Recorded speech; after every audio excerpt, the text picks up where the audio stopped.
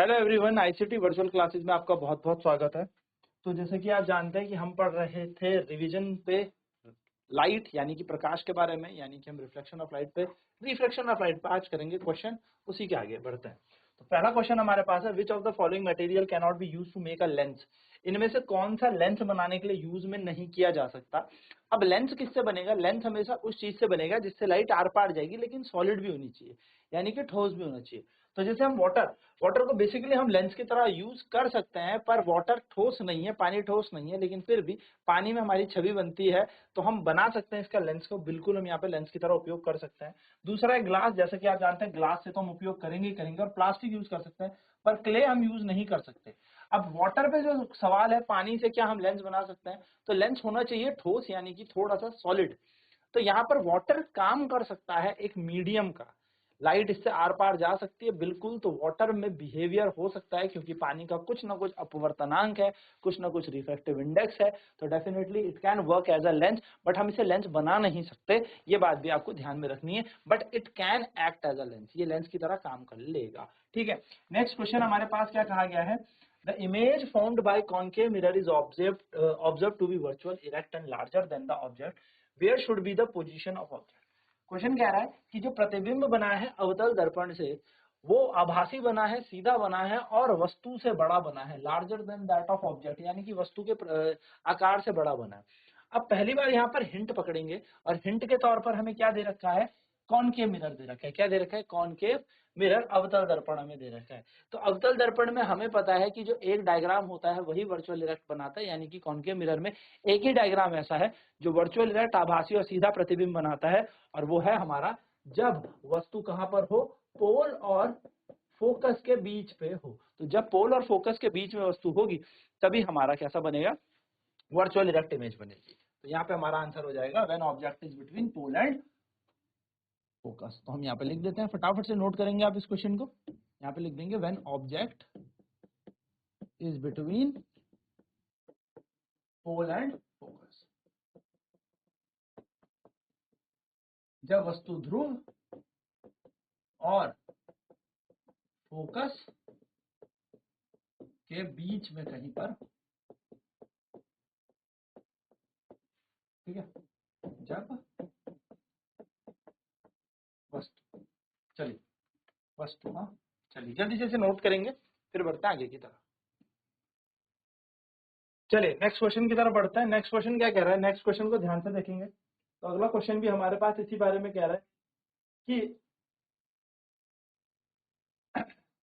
तो यहाँ पे तो हमने लगा दिया कि बिटवीन पोल एंड फोकस, यानी कि इसका अगर ऑब्जेक्टिव देखें तो ऑब्जेक्टिव के हिसाब से इसका आंसर क्या होना था, हमारे हिसाब से आंसर होना चाहिए था between the pole and the focus. चलो नेक्स्ट क्वेश्चन क्या कह रहा है, where should an object be placed in front of a convex lens so that to get a real image of same size that of object. अब हमसे पूछा है convex lens, कौन सा पूछा है, कॉन्वेक्स लेंस, याद रखेंगे, ठीक है, कॉन्वेक्स और आगे लेंस है, जिसमें हमें एक वास्तविक प्रतिबिंब मिले, ठीक है, real image of the size of object, और जिसका आकार यानी कि वस्तु का आकार और प्रतिबिंब का आकार बराबर होना चाहिए। तो हमें रखना पड़ेगा एट 2f पर, यानी कि हम कहाँ रखेंगे, सेंटर ऑफ कर्वेचर पे रखेंगे, वक्रता केंद्र पे रखेंगे, तभी हमें रियल मिलेगा। और साथ साथ में कैसा मिलेगा, हमें मिलेगा एक वास्तविक प्रतिबिंब और समान आकार का। तो समान आकार का कहां मिलेगा, at twice the focal length, क्योंकि जो सेंटर ऑफ कर्वेचर होता है, जिसको हम वक्रता केंद्र कहते हैं, वो क्या होता है सर, वक्रता केंद्र दो गुना होता है फोकस दूरी का, ये तो सभी को पता है।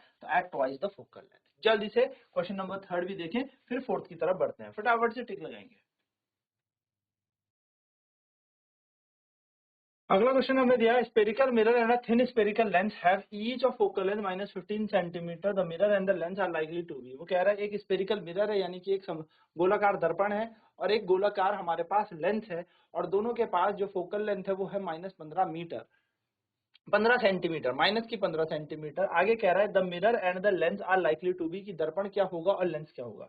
तो ऑप्शन कह रहा है बोथ कॉनकेव, यानी कि दोनों अवतल होंगे, कॉन्वेक्स होंगे यानी कि दोनों उत्तल होंगे, नेक्स्ट कह रहा है हमें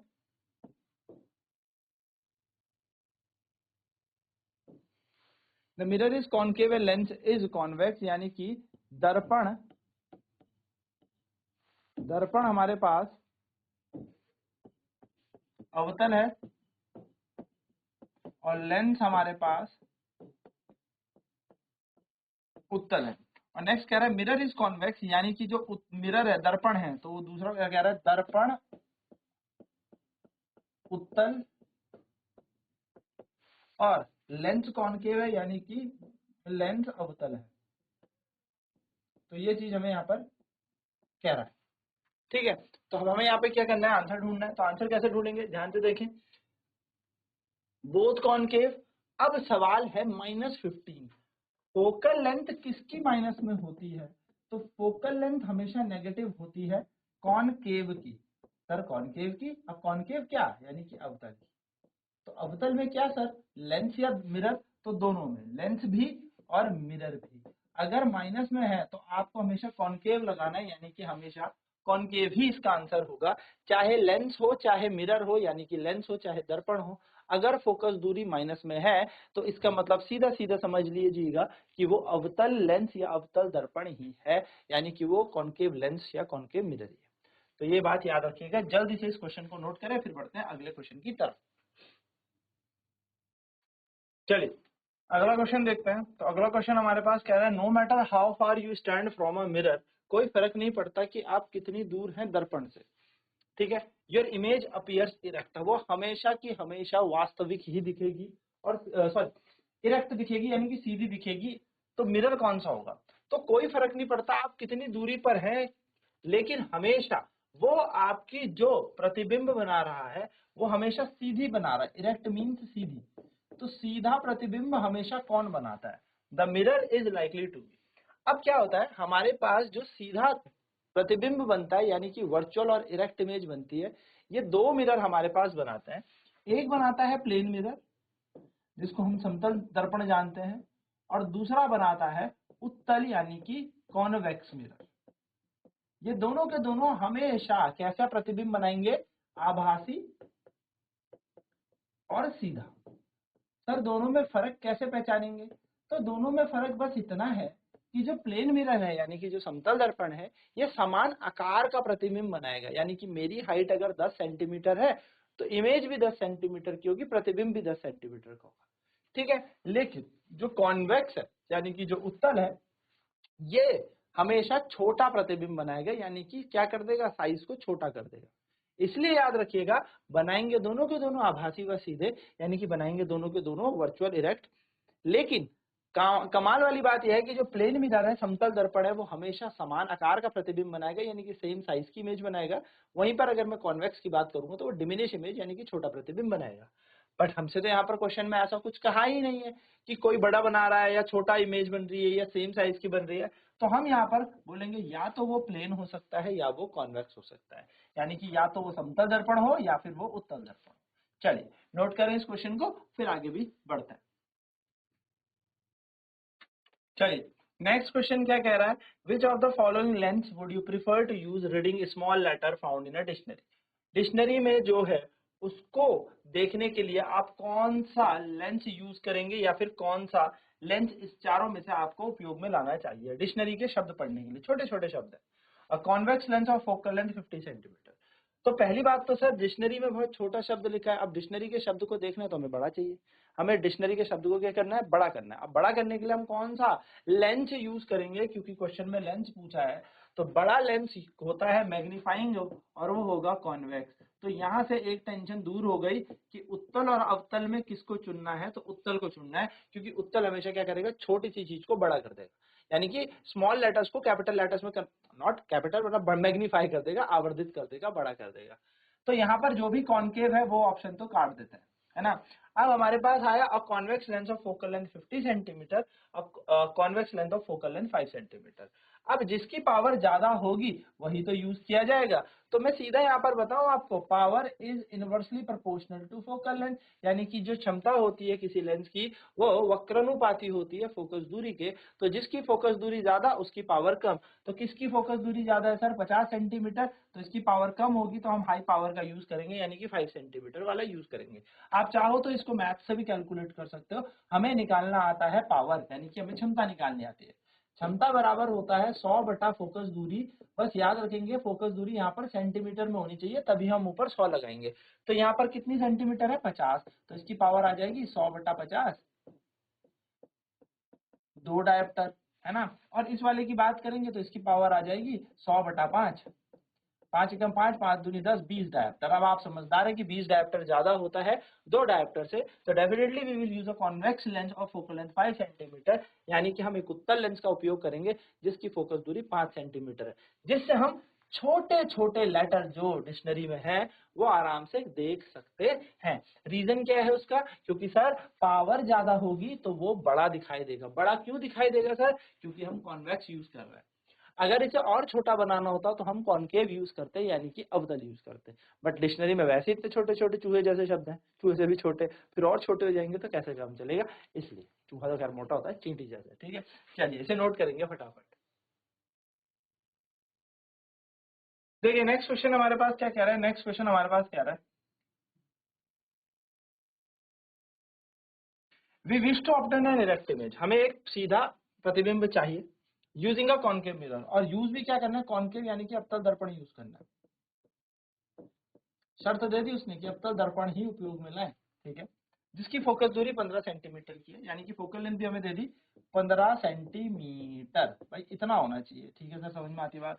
what should be the range of the distance of the object from the mirror? Range क्या होनी चाहिए? परास क्या होनी चाहिए?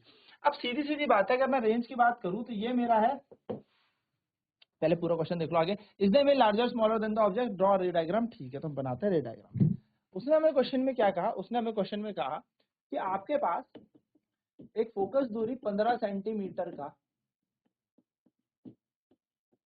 कॉनकेव मिरर है, यानी कि अवतल दर्पण है। ये उसने हमें कह दिया। हाँ सर ठीक है, ये बात तो समझ में आ गई।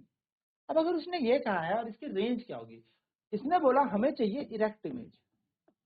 कैसी इमेज? Erect image. क्वेश्चन में कहा गया हमें चाहिए इरेक्ट इमेज, यानी कि आभासी व सीधा प्रतिबिंब हमें चाहिए।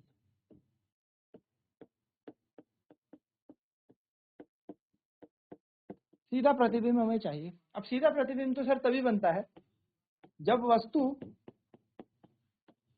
पोल फोकस में के बीच में कहीं हो, यानी कि मुझे रेंज पता लग गई कि रेंज होनी चाहिए इसकी। रेंज यानी कि वस्तु को कहां रखना है? Range should be less than 15 centimetre. ये मुझे रेंज मिल गई कि 15 सेंटीमीटर से छोटी होनी चाहिए। 0 से बड़ी और 15 से छोटी। तो अगर मैं एग्जैक्ट रेंज लिखूं तो 0 से बड़ी, 15 से, तो ऐसे भी कर सकते हैं, 15 से छोटी रेंज और 0 से बड़ी। तो ये मेरी परास होनी चाहिए, यानी कि मैं 1 2 3 4 5 6 7 8 9 10 11 12 13 14 14.5 14.9 तक रख सकता हूँ, बट 15 पे नहीं रखूंगा। 15 पे जैसे ही रखूंगा वस्तु कहाँ पर आ जाएगी? फोकस पे आ जाएगी, और फोकस की प्रतिबिंब बनेगा अनंत पे, यानी कि इन्फिनिटी पे। तो परास मेरी 0 से बड़ी होनी चाहिए, लेकिन 15 सेंटीमीटर से छोटी होनी चाहिए। ये मेरे को यहाँ पर क्लिक हो गई बात। सर क्यों क्लिक हो गई बात? क्योंकि पोल और फोकस के बीच जब वस्तु होगी तभी प्रतिबिंब कैसा बनेगा? सीधा प्रतिबिंब बनेगा, यानी कि whenever the object is between pole and focus then we will get erect image. इतनी सी बात तो ये तय है, सीधी सीधी बात। ठीक है सर, ना रे डायग्राम बनाना, तो रे डायग्राम तो देखो कितना आसान है इसका। चलिए पॉइंट्स दे देते हैं। तो हमें पता है ये है पोल, इससे कुछ दूरी पर होता है फोकस, इससे कुछ ही दूरी पर होता है सेंटर ऑफ कर्वेचर। अगर मैं यहाँ पर वस्तु को रखूंगा तो ये कुछ इस तरीके से ऑब्जेक्ट शो होता है ना। मैं इसकी रेंज को साइड पे लिख रहा हूँ, ठीक है सभी को, कि डायग्राम प्रॉपर्ली आपको दिख जाए। तो इसकी परास जो है वो है 0 से बड़ी, आर मतलब रेंज 15 से छोटी सेंटीमीटर में। तो एक रे ऑफ लाइट कैसे जाती है सर? जो भी रे ऑफ लाइट पैरेलल होती है प्रिंसिपल एक्सिस के, वो कहां से पास होके चली जाती है? फोकस से पास होके चली जाती है। और सर दूसरी जगह अगर आप यू निकालोगे ना सेंटर ऑफ कर्वेचर से, अगर आप सेंटर ऑफ कर्वेचर से लोगे तो वो सीधी सीधी सीधी सीधी यू निकल जाती है। अब ये कहीं तो मिलने वाले हैं नहीं, जाएगी व्यू, गई व्यू।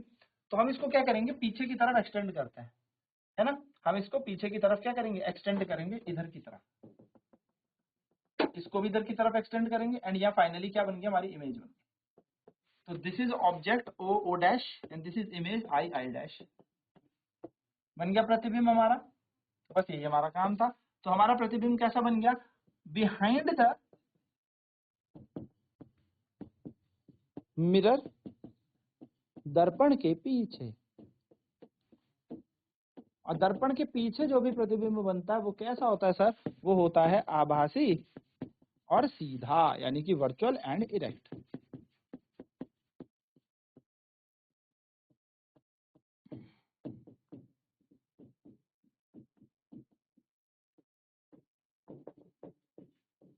बस तो ये अपना काम हो गया, सिंपल। चलिए फटाफट से इस डायग्राम को बना लेंगे, सीधी लाइन होंगी, ठीक है, डॉटेड होती है तो मैं थोड़ा सा इसको ऐसे दिखाता हूँ। चलिए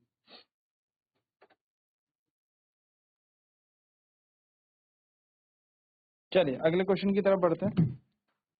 तो नेक्स्ट क्वेश्चन है, बहुत ही प्यारा क्वेश्चन है यहाँ पर, कह रहा है name the type of mirror used in the following situations. इससे क्वेश्चन बहुत आता है ना, ऑब्जेक्टिव टाइप भी आता है, नॉर्मली भी पूछता है, और ये क्वेश्चन काफी इंपॉर्टेंट भी आपके लिए होने वाला है कि वो दर्पण बताएं या दो वो दर्पण का उपयोग बताएं जो हेडलाइट ऑफ कार में यूज होता है, यानी कि जो गाड़ी के आगे की हेडलाइट होती है उनमें यूज होता है। तो हेडलाइट में, गाड़ी की हमारे हेडलाइट में यूज होता है कॉनकेव मिरर, ठीक है। The concave mirror is used in the या in making headlight of car. वैसे बेसिकली यहाँ पर कौन सा दर्पण यूज होगा, अवतल दर्पण, ठीक है। दूसरा कह रहा है side oblique rear view mirror of A vehicle. हमारी जो गाड़ी होती है उसमें साइड व्यूज होता है ना, जहाँ पे लिखा रहता है object in the mirror are closer than they appear, ऐसे लिखा रहता है। तो जो साइड व्यू होते हैं जिससे हम पीछे आने वाली गाड़ी को देख सकते हैं, तो वो होता है हमारे पास कॉन्वेक्स मिरर, यानी कि उत्तल दर्पण।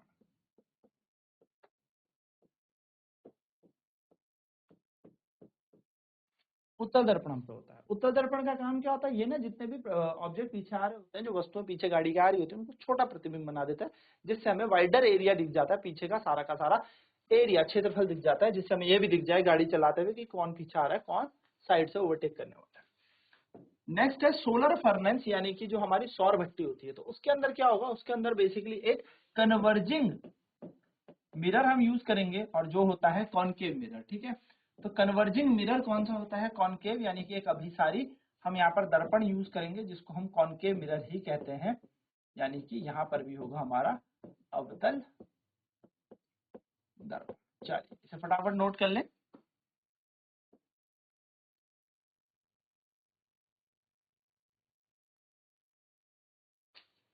नेक्स्ट कह भी रहा है support your answer with reason. तो मैंने आपको सब बता दिया कि यहाँ पर क्यों लगता है, क्योंकि ये लाइट को दूर तक फैला सके, यानी कि it can take to the light to the infinity, यानी कि फोकस पे बल्ब लगा दो, कॉनकेव को लगा दो, तो ये क्या कर देगा, इसको फैला देगा, ठीक है, याद रखिएगा। नेक्स्ट है side rear view mirror. Side rear view convex होता है, जिससे कि हमें पीछे का एरिया छोटा दिखे, सो दैट ब्रॉडर एरिया हमें पूरा दिखे। जब हर चीज छोटी दिखेगी तो आप ज्यादा चीज वहां पर उतने से शीशे में देख पाएंगे। नेक्स्ट है सोलर फर्नेस की सारी जितनी भी ऊर्जा है वो एक जगह पे इकट्ठी की जा सके, उसके लिए हमारे पास कॉनकेव यानी कि अवतल दर्पण होता है, ठीक है। तो ये क्वेश्चन थे हमारे आज के। अगली क्लास में इससे आगे के क्वेश्चन करेंगे, यानी कि ये सारे कंप्लीट क्वेश्चन हम करके जाएंगे एक्सरसाइज के। देन करेंगे हम PYQ, यानी कि बोर्ड के जो क्वेश्चन आए हुए हैं वो ऑलमोस्ट 10 साल के क्वेश्चन। देन उसके बाद हम अगले चैप्टर की तरफ बढ़ेंगे। तो आई होप ये सारी चीजें क्लियर होंगी। आज की क्लास में इतना ही। ICT वर्चुअल क्लासेज में जुड़ने के लिए धन्यवाद। आपका दिन शुभ हो।